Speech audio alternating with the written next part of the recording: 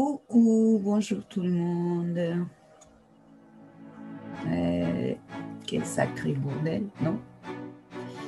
En même temps, c'est drôle.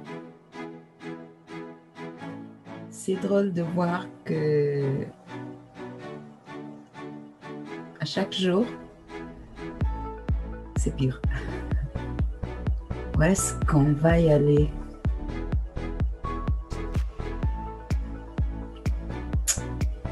Et moi, j'ai commencé cette vidéo parce que c'est bizarre. Quand j'écris, les choses, elles viennent naturellement. Et devant la caméra, là, j'ai oublié qu'est-ce que je voulais vous dire. En attendant, si j'allume la caméra pour faire une vidéo, c'est que c'est important. J'ai pris l'habitude de faire des vidéos avec des documents sur C pour voir si ça parle aux gens. Si les gens, ils peuvent réfléchir, penser, avoir une pensée cohérente. Non, mais c'est impossible. On dirait que l'être humain ne peut plus réfléchir correctement, au mieux. C'est comme dans le cerveau, il avait quelque chose qui l'empêchait d'y aller là.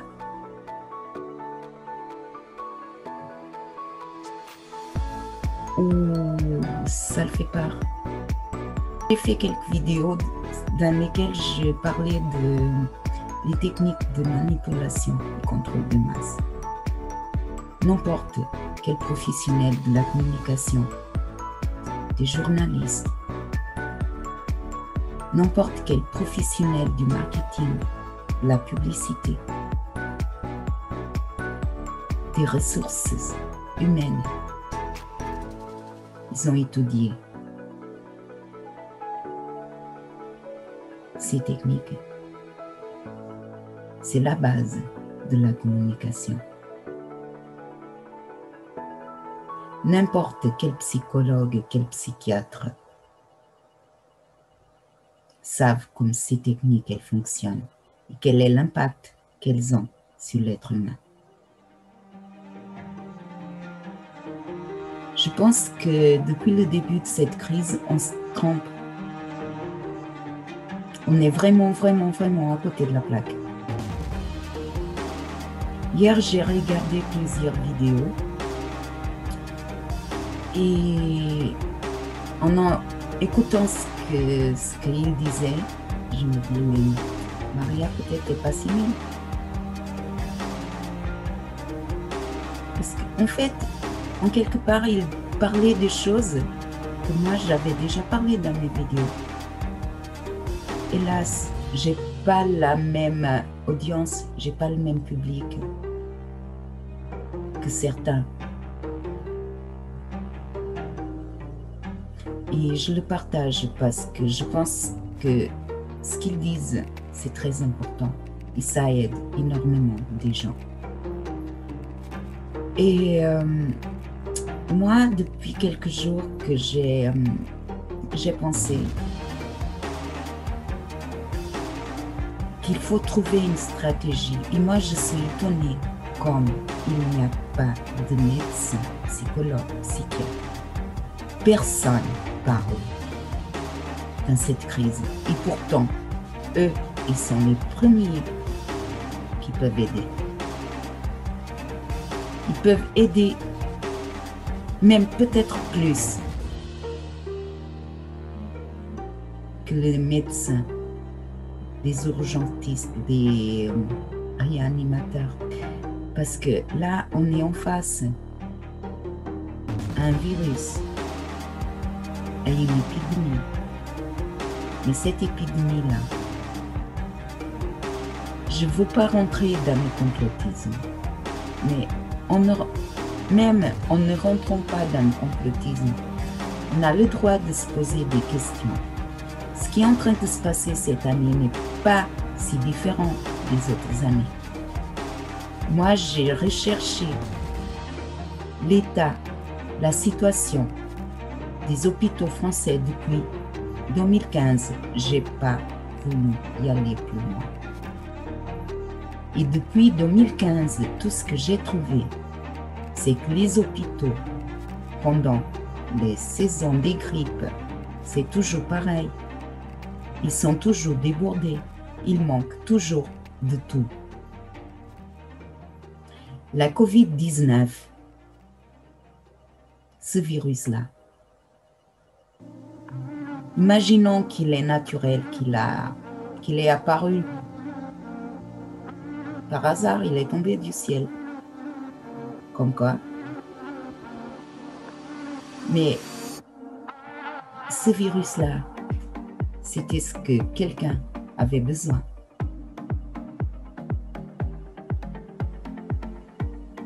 Pour instaurer une crise. Pour instaurer une crise sanitaire déguisée. Pour le permettre d'imposer des mesures qu'autrement la population ne pouvait pas. Je pense qu'une grande partie de nous, on s'est trompé. C'est bien pour ça qu'on arrive là. En France, parce qu'il faut le dire, la France, le gouvernement français, c'est un des pires. Même si c'est mondial, le gouvernement français, c'est un des pires, corrompu, criminel, un des plus infiltrés. Et cette crise-là, c'était le déguisement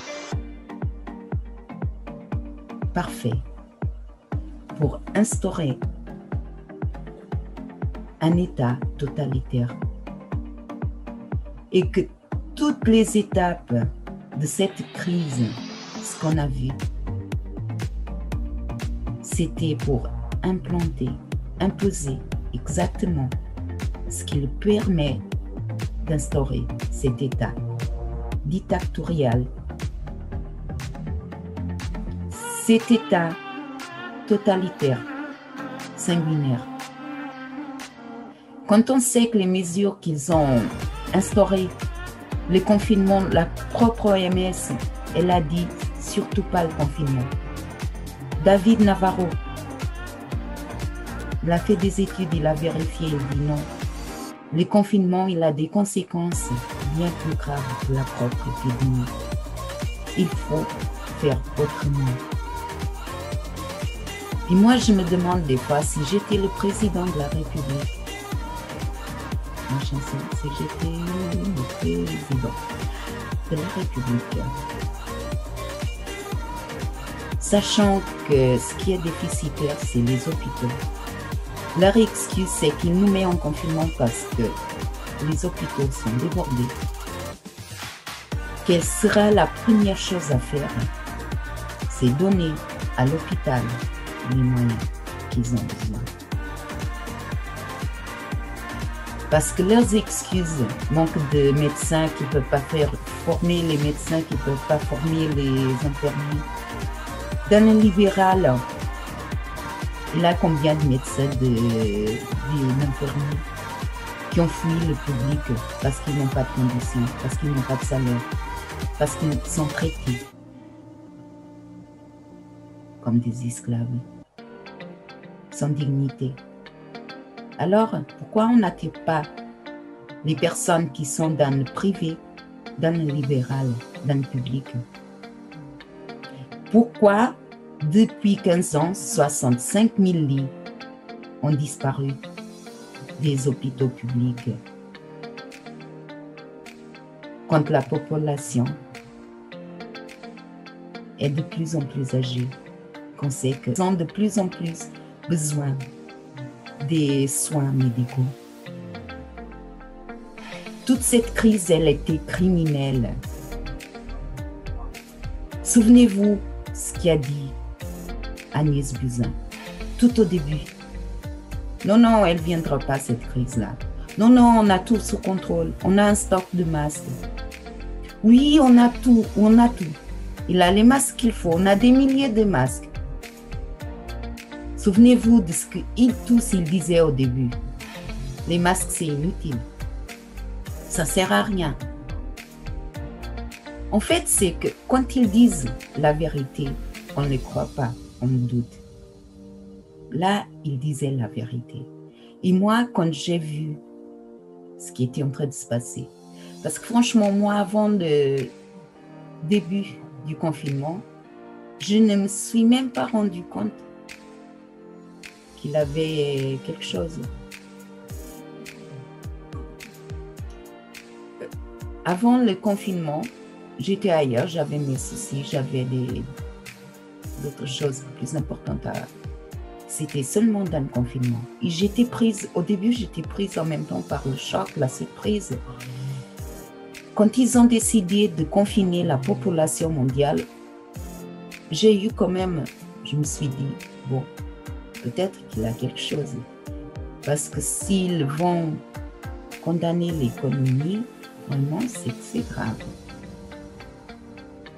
Mais là, à l'époque, je n'avais pas la vision claire de leur stratégie. Ils n'ont pas condamné l'économie.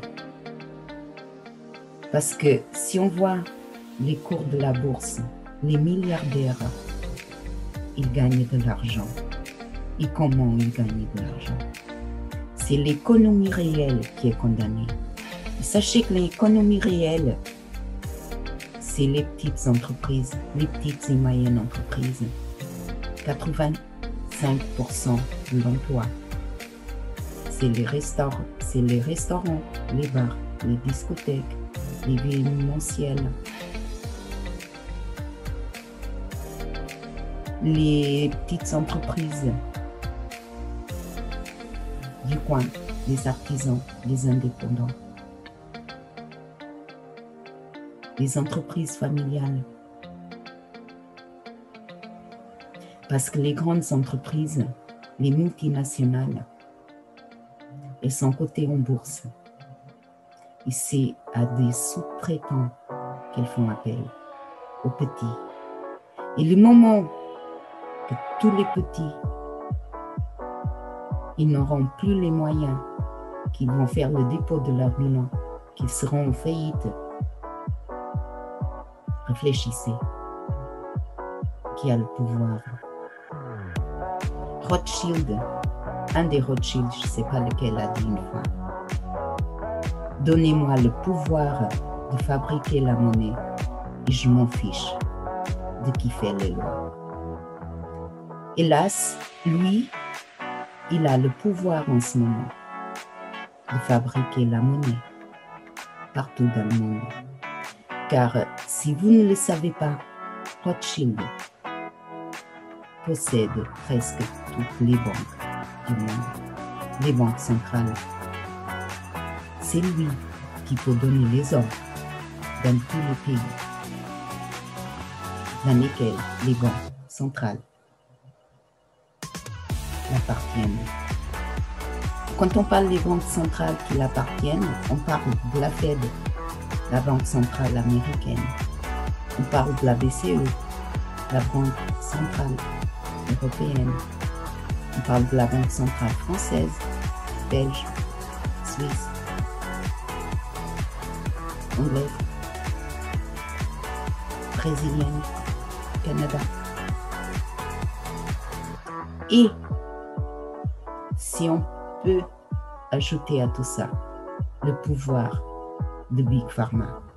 Non, Big Pharma, c'est pas un complot. Il faut arrêter. Il faut arrêter. Là, c'est le moment d'arrêter être complotiste et pas complotiste. Il faut seulement regarder les faits. L'industrie du médicament, elle est devenue très, très puissante. Au point qu'ils ont essayé, au point qu'ils ont fait voter des lois à leur faveur. Les vaccins comme Pasteur, le principe de Pasteur, c'était d'utiliser un virus affaibli. Même Pasteur, c'est une farce. parce que tout était des mensonges. Parce que quand il a utilisé les vaccins, ce qu'il a fallu, ce qu'il a fait, c'est tuer les animaux. Mais il avait un intérêt déjà économique derrière. Les résultats de ses études, ils étaient fallacieux. Donc ils étaient fallacieux, c'est peut-être un des plus grands arnaques de l'humanité. Les vaccins n'ont jamais soigné personne, empêché personne de mourir. Quand ils nous disent que c'est à cause des vaccins qu'il a certaines maladies qui ont disparu, non, ce n'était pas à cause des vaccins. Parce qu'il a eu des études, des populations qui étaient vaccinées, qu'il avait moins de mortalité que dans les populations vaccinées. Ce qui a fait que certaines maladies disparaissent, c'était le changement des conditions de vie, l'hygiène, pas les vaccins. Depuis la fin du XXe siècle, les vaccins ils sont produits avec des adjuvants. Aluminium, c'est un qui se trouve dans les doses de vaccins à des doses toxiques, mortelles, selon l'OMS. Ces vaccins, ils nous sont imposés.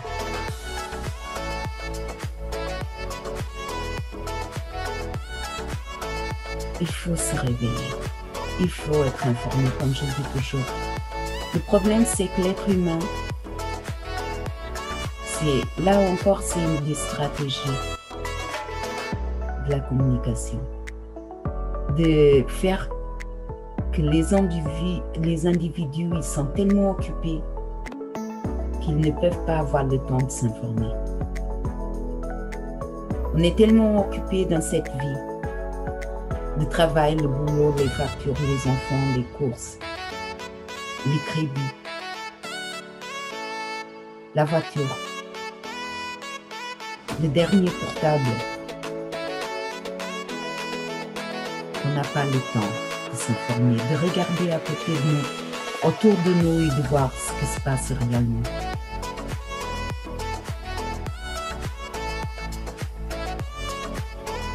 On a perdu le sens du global. On regarde le monde d'un point de vue strict. On regarde là où il faut. Oh, on regarde là où ils veulent qu'on regarde. Et quand on regarde, quelqu'un nous impose à regarder, on ne peut pas voir autre chose. Einstein, il disait, on ne peut pas résoudre un problème avec les mêmes causes. Si on veut résoudre cette crise, il faut s'en débarrasser de ceux qui l'ont provoqué.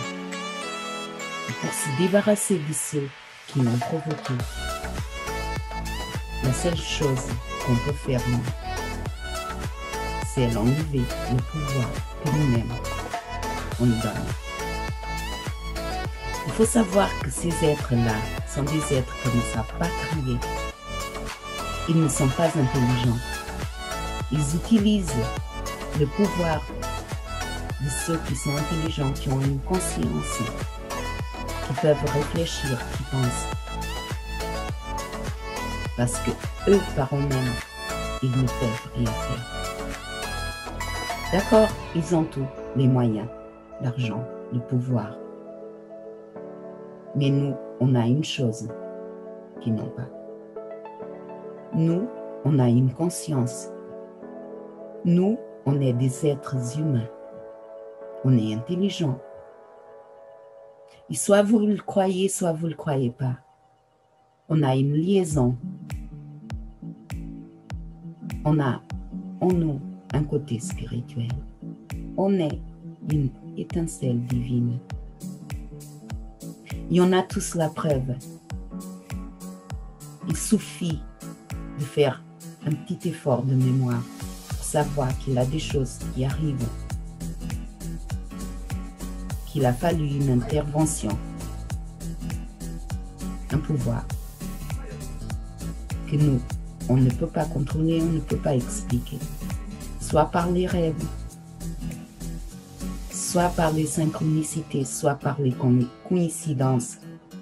Une des premières choses qu'ils ont fait, ce système qui est là, la révolution dite française, elle y est pour quelque chose.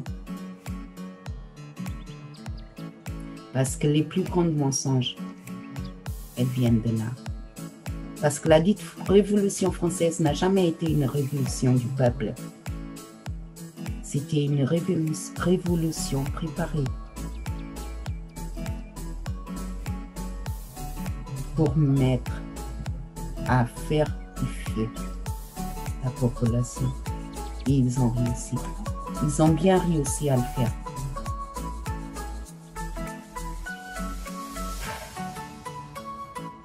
L'histoire, elle est remplie de mensonges. Mais vous savez, la vérité, elle vient toujours. Il faut faire ce qu'ils veulent.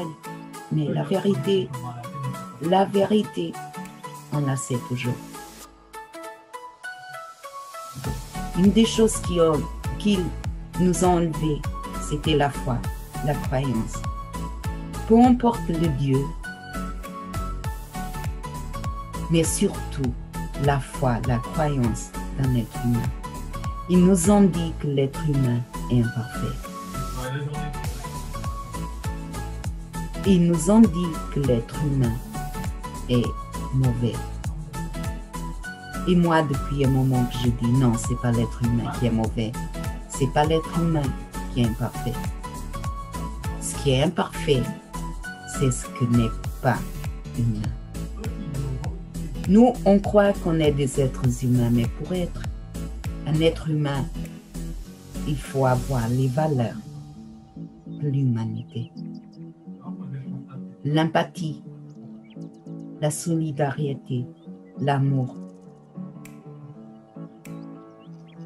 la compréhension, le pardon, mais aussi l'autorité, la décision, l'intelligence, la conscience, surtout avoir la conscience. Être conscient est bien plus que vous le croyez. En fait, être conscient, nous, on est conscient souvent de ce qu'on connaît. On nous a dit de croire à ce qu'on voit. Pourquoi vous croyez à un virus?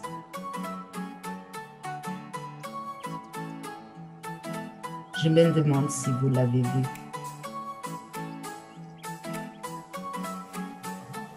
Et en plus, ce virus-là, il nous parle tout le temps de ce virus. Comme c'est l'être humain, c'est le corps, c'est le système.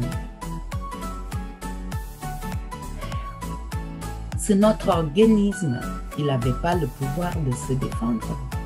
L'organisme, le corps humain, qu'il est si intelligent, vous ne le savez même pas. Pourquoi vous pensez que l'organisme est incapable de se défendre d'un virus? Posez-vous les questions pourquoi il a ceux qui tombent malades et ceux qui ne tombent pas.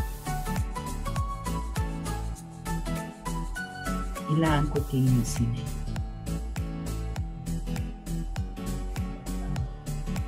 Et ce côté émotionnel, on ne peut pas le négliger. On ne peut pas penser que l'être humain est un corps physique. L'être humain, il est bien plus que ça. L'être humain, c'est un corps physique, mental et spirituel. C'est bien pour ça que je dis, on est en danger. Oui, on est en danger parce que ce qu'on vit actuellement, c'est une illusion.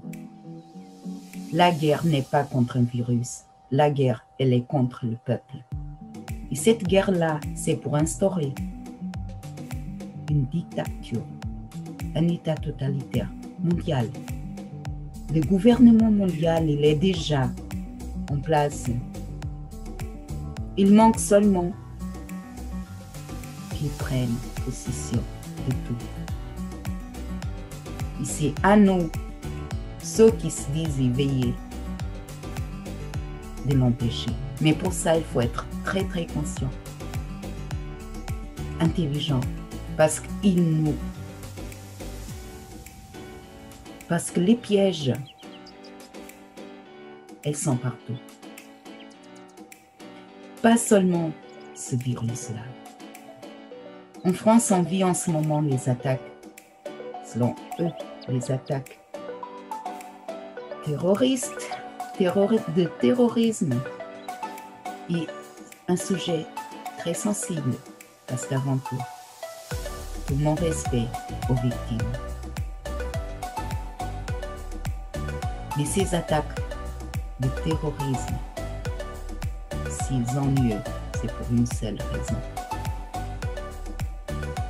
C'est pour faire en sorte que la population s'assoie d'elle-même à demander les mesures qu'ils veulent imposer. Et toujours des mesures liberticides.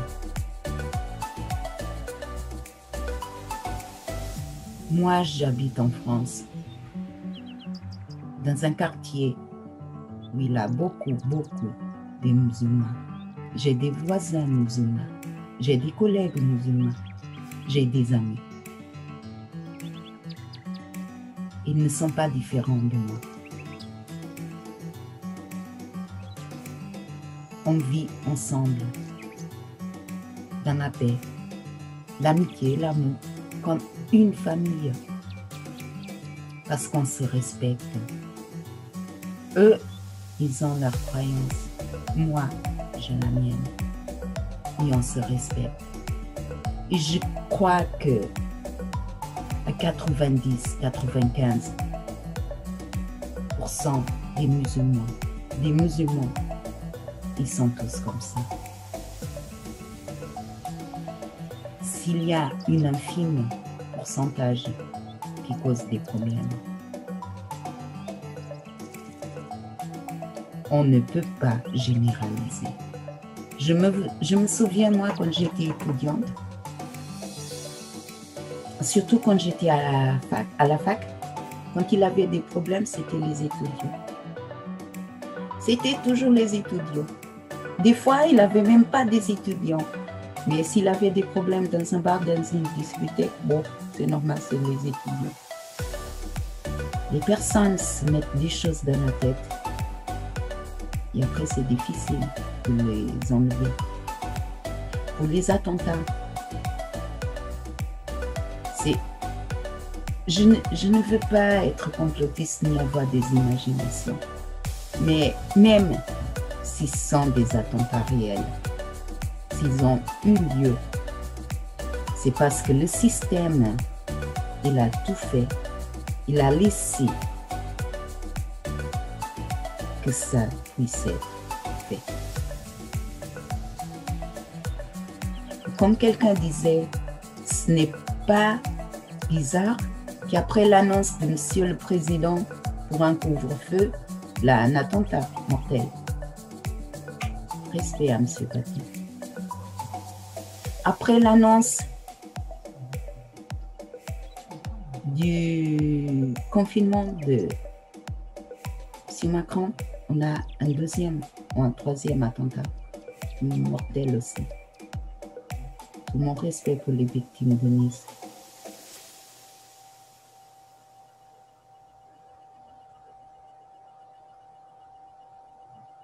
Il faut qu'entre nous tous, chrétiens, musulmans, juifs, nous, le petit peuple, parce que sommes-nous les cibles. Là, ce qu'on voit, c'est qu'ils veulent, en plus de la guerre contre un virus, qu'il y a une guerre entre des religions. Mais on est bien plus intelligent que ça. On a tous des amis qui n'appartiennent pas à la même religion, qui n'ont pas la même croyance, qui n'ont pas la même foi que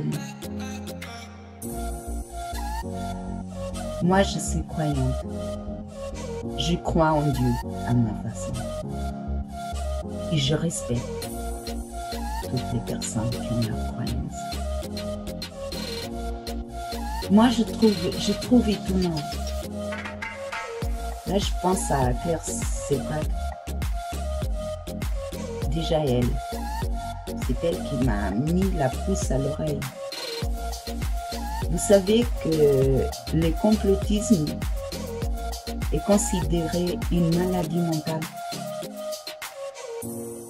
Non, c'est pas le complotisme, pardon. Anticonformisme, c'est considéré une maladie mentale. Ça démontre à quel point on est ignorant de ce qui se passe. Ils sont en train de nous pondre des lois pour nous rendre une grande partie de nous des criminels, des parias, des dissidents, des hors-la-loi. Et moi, je vais donner mon coup de grâce encore à cette attestation. Non, désolé, je refuse. Je ne ferai pas ça. Je ne vais pas me signer une autorisation à moi-même pour sortir. Si j'ai envie de sortir, je prends le risque, je sors. Si j'ai une amende, je la conteste. Moi. Si je ne veux pas courir le risque de sortir, pour ne pas prendre une amende, je reste à la maison. Je peux encore décider si je sors, si je reste quand même. Non? Non, je ne peux pas parce que je suis obligée de rester.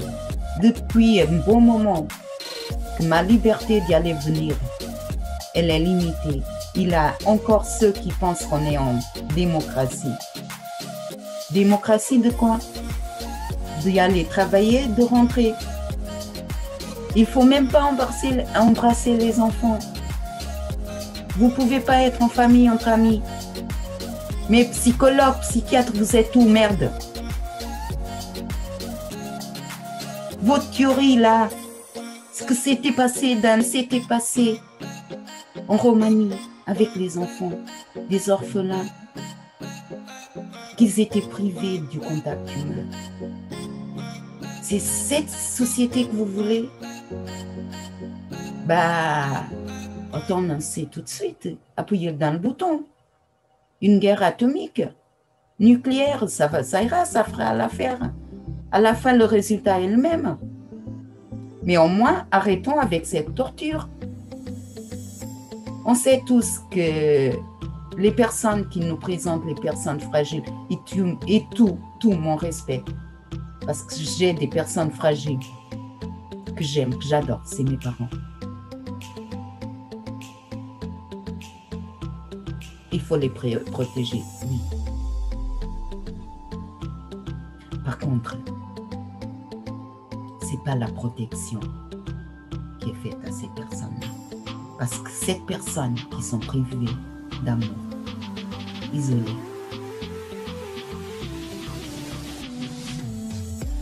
qui ne sont pas soignées, et qu'on donne le Rivotril pour finir avec la souffrance, pour les aider à partir plaisir. Vous nous présentez des morts du Covid, des personnes qui étaient déjà en fin de vie. Je me souviens quand j'étais en vacances à Portugal en mois d'août, il y a eu un... J'ai rigolé en même temps. Il y a eu un cas de contagion. Et bah, c'était une fête entre des prêtres. Et il a eu une victime mortelle. Ouais. L'âge de la victime mortelle, elle avait 99 ans. C'était pas l'âge qui a tué cette personne. Pourquoi? C'était le Covid. Il y a des personnes qui sont en phase terminale. La moindre infection peut les tuer. un rhume, une grippe, une petite infection, une petite bactérie. De quel droit on empêche à nos enfants de vivre, d'être aimés? À partir du moment que le côté affectif de l'être humain, le côté social, on ne peut pas oublier que l'être humain est un être social. On ne peut pas l'oublier. Parce qu'on est en train de créer des êtres sans âme. On est en train de créer des zombies.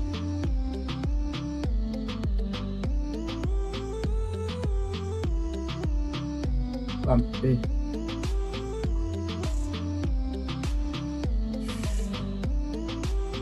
Il a plusieurs dangers qui planent sur nous. Et le moindre d'entre eux, c'est la Covid, c'est le coronavirus. Il faut savoir que cette guerre, elle n'est pas contre le virus, elle est contre le peuple. Je fais appel à tous ceux qui ont le pouvoir, des alerteurs, des lanceurs d'alerte.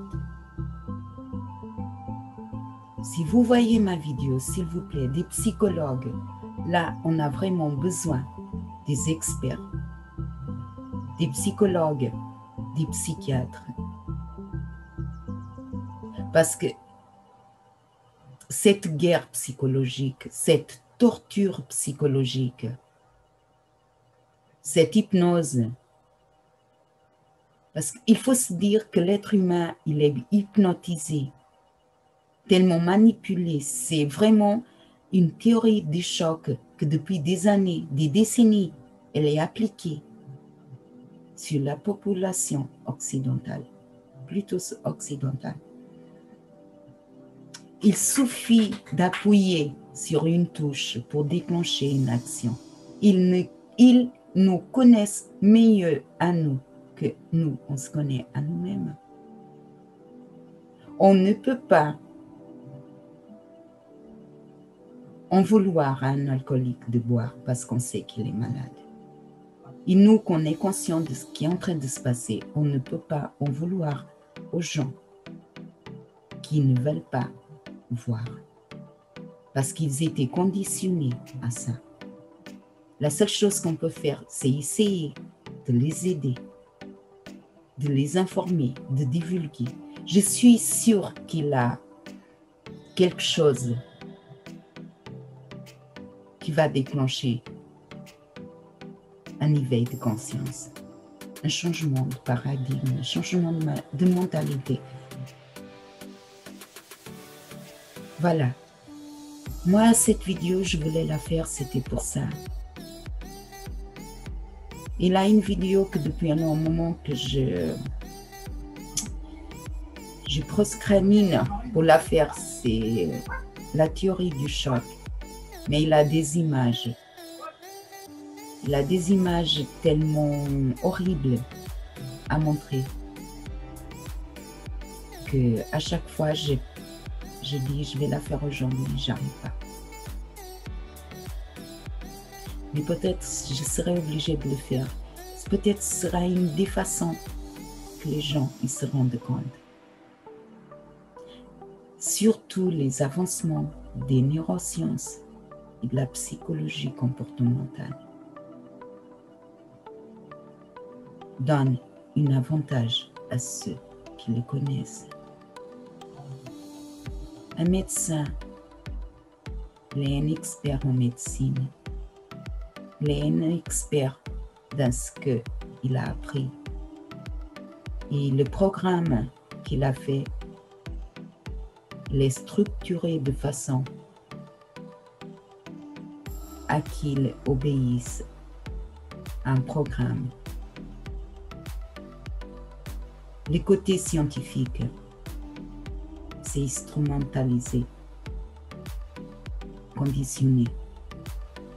Science sans conscience, elle est dangereuse. Quand la science Elle nie la conscience. Elle est dangereuse. Parce que la science sans conscience fabrique des armes de destruction massive.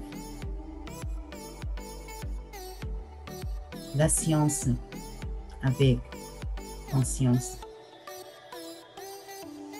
fabrique des outils pour nous aider dans notre vie à être heureux, à avoir plaisir, à aider les autres. Le but de cette vie n'est pas travailler et rentrer à la maison.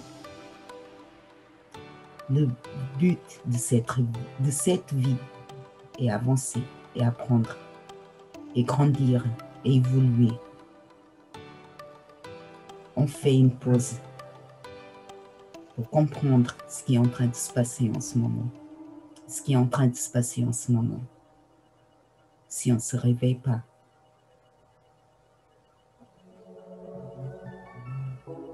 on sait quel sera le futur de nos enfants.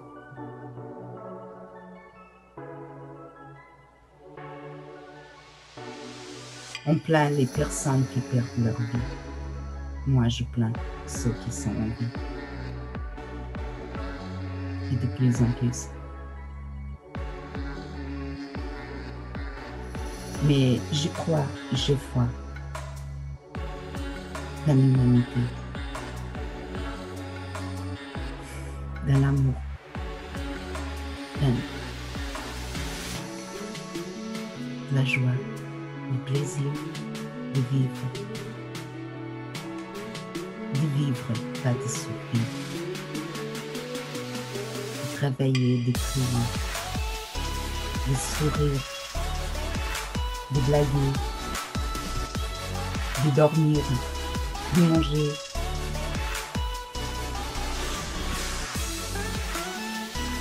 Il faut avoir confiance en vous. Croyez en vous, ce que vous ressentez. Et surtout, faites attention aux images que vous voyez à la télé.